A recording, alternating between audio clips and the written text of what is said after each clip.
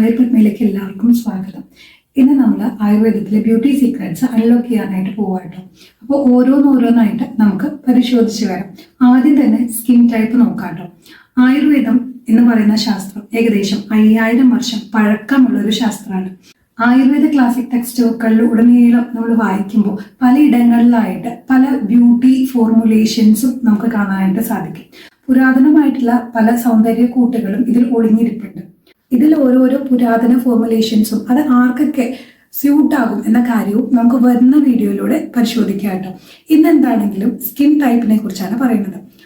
ഓരോ സ്ട്രീമിനും അതിൻ്റെതായ കോൺസെപ്റ്റുകളുണ്ട്. ഇപ്പോൾ അലോപ്പതിക്ക് അതിൻ്റെതായ ഒരു കോൺസെപ്റ്റ് ഉണ്ട്. അതുപോലെ തന്നെ ഹോമിയോപ്പതി, നാച്ചുറോപ്പതി, യുനാനി, സിദ്ധ എല്ലാ മെഡിസിൻസിനും അതിൻ്റെതായിട്ടുള്ള ഒരുപാട് കോൺസെപ്റ്റുകൾ ഉണ്ട്. അതുപോലെ ആയുർവേദത്തിന്റെ ഒരു ബേസിക് കോൺസെപ്റ്റ് എന്ന് പറയുന്നത് ത്രിദോഷങ്ങളാണ്. ആയുർവേദത്തെ സംബന്ധിച്ചിടത്തോളം ബേസിക് കോൺസെപ്റ്റ് എന്ന് പറയുന്നത് ദോഷങ്ങൾ, ധാതുക്കൾ, അതുപോലെ പഞ്ചമഹാഭൂതങ്ങൾ ഇവയെല്ലാം കൺസിഡർ ചെയ്തുകൊണ്ടാണ്. ഇതിൽ ഏറ്റവും ഇമ്പോർട്ടൻ്റ് ആണ് ദോഷങ്ങൾ. ത്രിദോഷങ്ങൾ എന്നാണ് പറയുക. വാത, പിത്ത, കഫ എല്ലാവർക്കും കേട്ട് പരിചയമുള്ളതായിരിക്കും അല്ലേ. എന്താണെങ്കിലും ആയുർവേദത്തിന്റെ ഈ ഒരു കോൺസെപ്റ്റ് പ്രകാരം വാദദോഷപ്രധാനമായിട്ടുള്ള ഒരു വ്യക്തിയുടെ സ്കിൻ എങ്ങനെയായിരിക്കും എന്നാണ് ഇന്ന് നമ്മൾ നോക്കുന്നത് കേട്ടോ. കോസ്മെറ്റോളജി ട്രൈക്കോളജി റിലേറ്റഡ് ആയതുകൊണ്ട് ഒരാളുടെ സ്വസ്ഥാവസ്ഥയിലേക്കോ അസുഖാവസ്ഥയിലേക്കോ ഒന്നും നമ്മളിപ്പോൾ കിടക്കുന്നില്ല. ഇപ്പോൾ നോക്കുന്നത് സ്കിന്നുമായി ബന്ധപ്പെട്ട കാര്യങ്ങൾ മാത്രമാണ്. ഇപ്പൊ സ്കിന്നുമായി ബന്ധപ്പെട്ട് വാദ പ്രിഡോമിനന്റ് ആയിട്ടുള്ള ഒരു വ്യക്തിയുടെ സ്കിൻ എങ്ങനെയായിരിക്കും എന്ന് നമുക്കൊന്ന് പരിശോധിക്കാം. വാത പ്രിഡോമിനന്റ് ആയിട്ട് ഒരു വ്യക്തിയുടെ സ്കിന്നിന്റെ പ്രതലം വളരെയധികം ഡ്രൈ ആയിരിക്കും. അതുപോലെ തന്നെ പരുപരുത്തതുമായിരിക്കും. അതുമാത്രമല്ല കേട്ടോ, എങ്ങനെയാണോ സ്കിൻ ഉള്ളത് അതുപോലെ തന്നെ ഹെയറും അത്രമാത്രം ഡ്രൈ ആയിരിക്കും. കൈകാലുകളെ സ്പർശിക്കുമ്പോൾ തണുപ്പ് അനുഭവപ്പെടും. അതുപോലെ മുഖത്തുള്ള സുഷിരങ്ങൾ വളരെ നനുത്തതായിരിക്കും. അതുമാത്രമല്ല, പ്രോപ്പറായിട്ട് മോയ്സ്ചറൈസേഷനും ഹൈഡ്രേഷനും ചെയ്യാത്ത ചർമ്മമാണെങ്കിൽ പെട്ടെന്ന് തന്നെ പ്രായമാകാനുള്ള സാധ്യതയും വാതജ പ്രകൃതിയുള്ള ആളുകൾക്കുണ്ട്. വാത പ്രിഡോമിനന്റ് ആയിട്ടുള്ള വ്യക്തികൾ പൊതുവെ മെലിഞ്ഞ ആളുകളായിരിക്കും. അത് മാത്രമല്ല കേട്ടോ, അവർക്ക് തണുപ്പിനെ അതിജീവിക്കാൻ വളരെയധികം ബുദ്ധിമുട്ടാണ്. ചെറിയ തോതിൽ തന്നെ തണുപ്പ് അനുഭവപ്പെട്ടു തുടങ്ങുമ്പോൾ അവർക്ക് കൈകാലുകളിലോ മറ്റോ വേദനയൊക്കെ ആരംഭിക്കാറുണ്ട്. വേദന സംബന്ധമായ രോഗങ്ങൾ ഏറ്റവും അധികം കണ്ടുവരുന്നതും ഈ വാതജ പ്രകൃതിയുള്ള ആളുകളിലാണ്. ഇനി ഇവരുടെ സ്വഭാവ സവിശേഷതകളെ കുറിച്ച് പറയുകയാണെങ്കിൽ വളരെയധികം ക്രിയേറ്റീവ് ആയിട്ടുള്ള ആളുകളായിരിക്കും. അതുപോലെ തന്നെ അവർക്ക് മൾട്ടി ടാസ്കിങ് ചെയ്യാനുള്ള നല്ല ടാലന്റ് ഉണ്ടായിരിക്കും. ലൈഫിനെ കുറിച്ച് നല്ല പെർസെപ്ഷൻസ് ഉണ്ടായിരിക്കും. പക്ഷെ ഇതേ കൂട്ടർക്ക് മൂഡ് സ്വിങ്സ് പെട്ടെന്ന് വരാനുള്ള സാധ്യതയുണ്ട്. അത് മാത്രമല്ല കേട്ടോ, അവര് ഒരുപാട് സംസാരിക്കുന്നവരായിരിക്കും. ഒരു ടോപ്പിക്കിൽ തുടങ്ങി പിന്നെ സംസാരം അവസാനിക്കുന്നത് മറ്റേതെങ്കിലും ടോപ്പിക്കിലായിരിക്കും. അനങ്ങാതെ ഒരു സ്ഥലത്ത് റെസ്റ്റ് ചെയ്യാൻ അവർക്ക് ഒരിക്കലും സാധിക്കില്ല. ഒന്നില്ലെങ്കിൽ അവരുടെ കൈകാലുകൾ എപ്പോഴും ഇങ്ങനെ മൂവ് ചെയ്തുകൊണ്ടിരിക്കും. എന്തെങ്കിലുമൊക്കെ അവരെപ്പോഴും ചെയ്തുകൊണ്ടിരിക്കുക, എന്തെങ്കിലുമൊക്കെ ആക്ടിവിറ്റിയിൽ ഇൻവോൾവ് ആയിക്കൊണ്ടിരിക്കുന്നവരാണ് പൊതുവെ ഈ വാതജ സ്വഭാവമുള്ള ആളുകൾ. ഈ കൂട്ടരുടെ ശരീരവും മുടിയും നല്ലപോലെ ഡ്രൈ ആയിരിക്കും എന്ന് നമ്മൾ പറഞ്ഞല്ലോ. അതുകൊണ്ട് തന്നെ പ്രിമച്വർ ഏജിങ് വളരെ പെട്ടെന്ന് ബാധിക്കാൻ സാധ്യതയുള്ള ഒരു കാറ്റഗറിയിൽപ്പെട്ട ആളുകളാണ് വാതജ പ്രകൃതിയുള്ളവർ. അവരുടെ സ്കിന്നിൽ തീരെ എണ്ണമയം ഉണ്ടാവില്ല. ഹെയറിലാണെങ്കിലും അങ്ങനെ തന്നെയാണ്. അതുകൊണ്ട് മുടി പെട്ടെന്ന് പൊട്ടിപ്പോകാനും പെട്ടെന്ന് ജട പിടിക്കാനും ഒക്കെ കാരണമാവാറുണ്ട്. സ്കിന്നിനെ സംബന്ധിച്ചിടത്തോളം പെട്ടെന്ന് തന്നെ സെൻസിറ്റിവിറ്റി ഉണ്ടാവാനും പ്രീമച്വറായിട്ട് ഏജിങ് സ്റ്റാർട്ട് ചെയ്യാനും ചുളിവുകൾ വീഴാനും ഒക്കെ ഇത് കാരണമാക്കാറുമുണ്ട്. അവരുടെ നിറത്തെ സംബന്ധിച്ച് പറയുകയാണെങ്കിൽ അൺഈവൻ ആയിട്ടുള്ള ഒരു സ്കിൻ ടോൺ ആയിരിക്കും അവർക്ക് എപ്പോഴും ഉണ്ടാവാറുള്ളത്. അതുപോലെ തന്നെ അവരുടെ നഖമാണെങ്കിൽ പെട്ടെന്ന് പൊട്ടിപ്പോകുന്നതും ആയിരിക്കും. ഇനി നമുക്ക് സ്കിൻ കെയർ റെജിമിനെ കുറിച്ച് നോക്കിയാലോ. ഇങ്ങനെയുള്ള ഒരു സ്കിൻ ടൈപ്പ് ആയതുകൊണ്ട് തന്നെ വാതജ ടൈപ്പ് ഓഫ് പീപ്പിൾസിന് എപ്പോഴും നല്ലൊരു മോയ്സ്ചറൈസറിന്റെ ആവശ്യമുണ്ട് കേട്ടോ. പ്രോപ്പറായിട്ട് മോയ്സ്ചറൈസ് ചെയ്യുന്നത് വഴി അവരുടെ സ്കിൻ നല്ലപോലെ നറിഷ് ആവാനും ഹൈഡ്രേറ്റ് ആവാനും കാരണമാകും. അതുകൊണ്ട് തന്നെ നറിഷിംഗ് പ്രോപ്പർട്ടി ഉള്ള മോയ്സ്ചറൈസേഴ്സ് സെലക്ട് ചെയ്യാൻ ഈ കൂട്ടരെ പ്രത്യേകം ശ്രദ്ധിക്കുകയും വേണം. രണ്ടാമതായിട്ട് ഇവരെ ശ്രദ്ധിക്കേണ്ടതാണ് പുറത്ത് നമ്മൾ എത്രത്തോളം ഹൈഡ്രേറ്റഡ് ആക്കി നമ്മുടെ സ്കിൻ വെക്കുന്നു അതുപോലെ തന്നെ ഇന്റേണൽ ഹൈഡ്രേഷനും പ്രാധാന്യമുണ്ട് എന്നുള്ള കാര്യം. അതുകൊണ്ട് പ്രോപ്പറായിട്ടുള്ള ഡയറ്റ് എടുക്കുക, പ്രോപ്പറായിട്ട് വെള്ളം കുടിക്കുക എന്നുള്ളത് ഈ കൂട്ടരെ സംബന്ധിച്ചിടത്തോളം വളരെ പ്രധാനപ്പെട്ട ഒരു ഘടകം തന്നെയാണ്.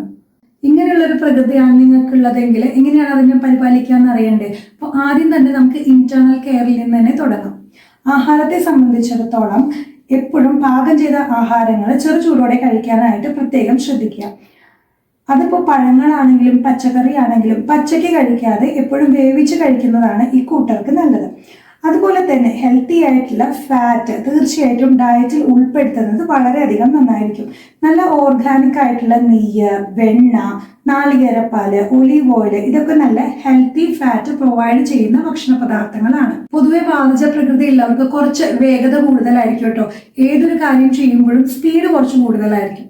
അതുകൊണ്ട് തന്നെ ആഹാരം കഴിക്കുമ്പോഴും വളരെയധികം ധൃതിയിൽ ആഹാരം കഴിക്കുന്നവരാണ് ഈ കൂട്ടർ. അതുകൊണ്ട് തന്നെ പലപ്പോഴും മീൽസ് സ്കിപ്പ് ചെയ്യാനോ അല്ല എങ്കിൽ പെട്ടെന്ന് ഭക്ഷണം കഴിച്ചു തീർക്കാനോ ഇവർ ശ്രദ്ധിക്കാറുണ്ട്.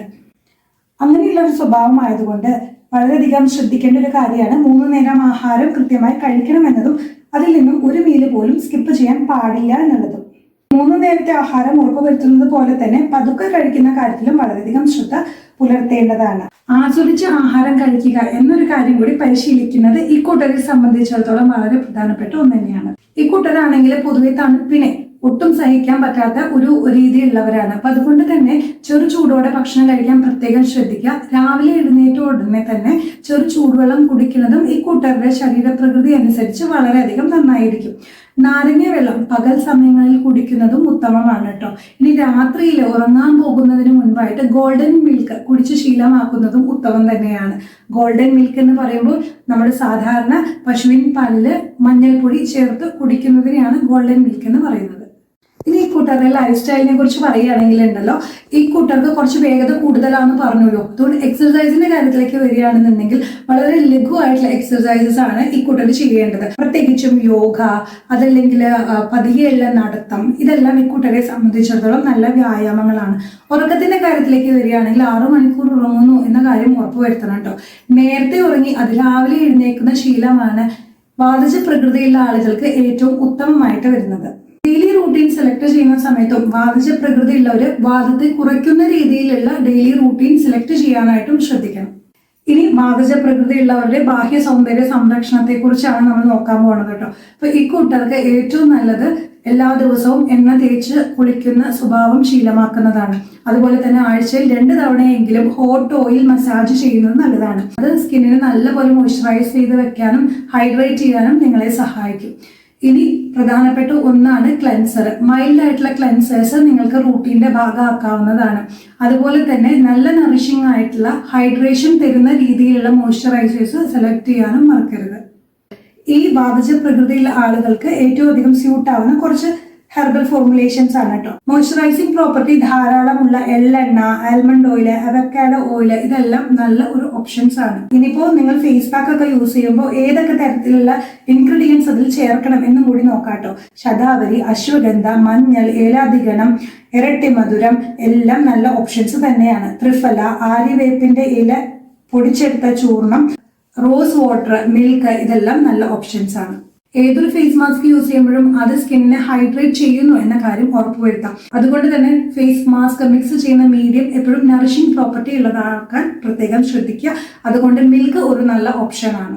ഞവര ഫേഷ്യൽ വളരെയധികം നറിഷിംഗ് ആയതുകൊണ്ട് വാതജ ടൈപ്പ് ഓഫ് സ്കിൻ ഉള്ളവർക്ക് ഞവര ഫേഷ്യൽ ചെയ്യുന്നതും വളരെയധികം ഉപകാരപ്രദമായിരിക്കും. കുറച്ച് വീട്ടിലുണ്ടാക്കാവുന്ന ഫേസ് മാസ്കുകൾ പറഞ്ഞു തരട്ടെ. ഒന്നാമത്തത് ഗ്ലോ ഡ്രീം മാസ്ക് ആണ് കേട്ടോ. അതായത് ആന്റി ഓക്സിഡൻസ് നിറയെയുള്ള പഴങ്ങൾ ഉപയോഗിച്ചിട്ടുള്ള ഫേസ് മാസ്ക് ആണ്. നിങ്ങൾക്ക് പപ്പായയും പാലും കൂടി മിക്സ് ചെയ്ത് ഉപയോഗിക്കാം. അവക്കാഡോയും മിൽക്കും മിക്സ് ചെയ്ത് ഉപയോഗിക്കാം. നിറയെ ആന്റി ഓക്സിഡൻസ് ഉള്ള പഴങ്ങൾ നറിഷിംഗ് ആയിട്ടുള്ള പ്രോപ്പർട്ടിയോട് കൂടി യൂസ് ചെയ്യുന്നതിനെയാണ് ഗ്ലോ സ്കിൻ മാസ്ക് എന്ന് പറയുന്നത്. സ്കിൻ സ്മൂത്ത് ആകാനും ബ്രൈറ്റ് ആകാനും ഇത് നിങ്ങളെ സഹായിക്കും. അത് മാത്രമല്ല കേട്ടോ, വൈറ്റമിൻ സി റിച്ച് ആയിട്ടുള്ള ഫ്രൂട്ട്സ് ആയതുകൊണ്ട് തന്നെ സ്കിന്നിന് വളരെയധികം ഉത്തമവും ആയിരിക്കും.